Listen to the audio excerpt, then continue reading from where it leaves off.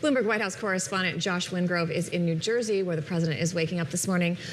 Josh, where is the president's head on all this? What have you heard from White House officials? Is there a plan, or is this the new normal for the foreseeable future?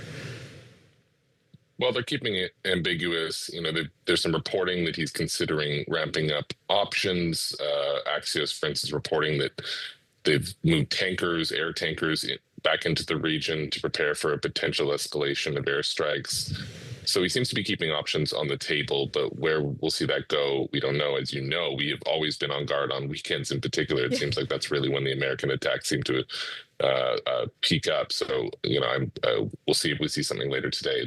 It's too soon to say. I think more broadly, as we've discussed before, the president sort of has been de-emphasizing this in his remarks and kind of appears, frankly, you know, focusing on other things right now. And we've seen this before, of course, with Ukraine as well. He sort of got bored of talking about that and has focused on other things. And so right now we just continue to be watching this day by day, and there's no kind of end in sight. And it's unclear when, if at all, talks may resume or talks for talks may resume.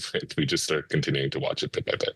Talking about the talks. Talking about the talks. Very diplomatic. Under the category of other things the president is watching or cares about, there is the Run, Darline, Run matter.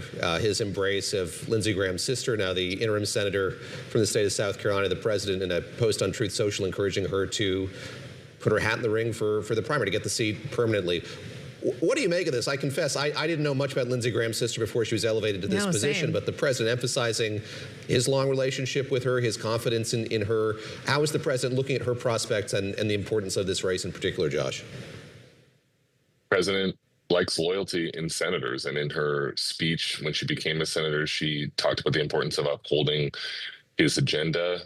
So if she's a trusted ally, it's perhaps not a surprise that the president, who is of course primaried or supported the primaries against a couple members of his current Senate conference, would value that. And so if he's with his endorsement, I think he is sort of taking a bird in hand approach with taking, backing her. And his endorsements have, of course, been very influential, if not decisive, across, basically every state over the course of this cycle. And I think that's important to remember, too, because, in other countries, maybe ones that are having trade tensions or whatnot, you're starting to see people look over the horizon, right? Oh, well, Trump will be gone in 2.5 years, and we can weather the storm until then, and this and that, and maybe the Republican Party will shift.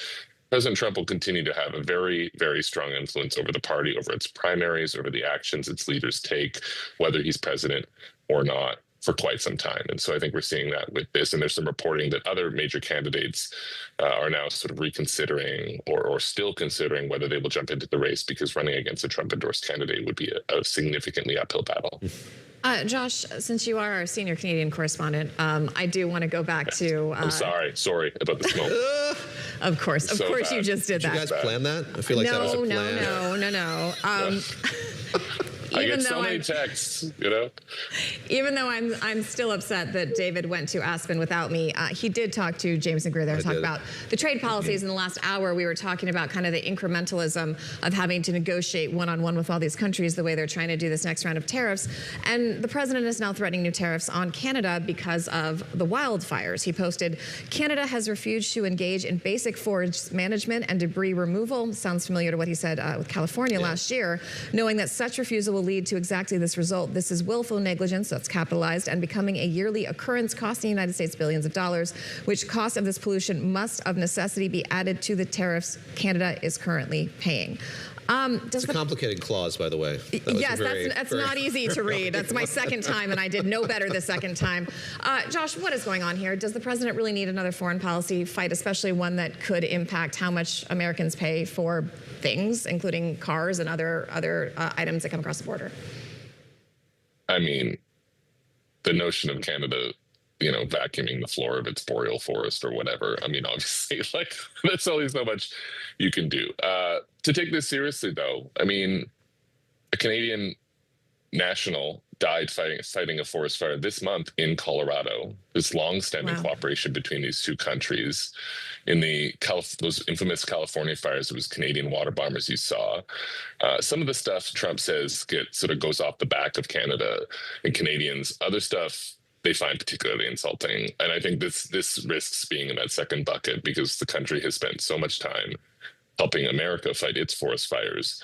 That the notion that this is sort of like their fault, no one wants to smoke over it. It's over Canada too, of course, is I think going to prompt some blowback. Frankly, is already prompting blowback from Canadian officials. And so whether we see this factor into these negotiations and whatever is unclear. Just to remember where we are on this.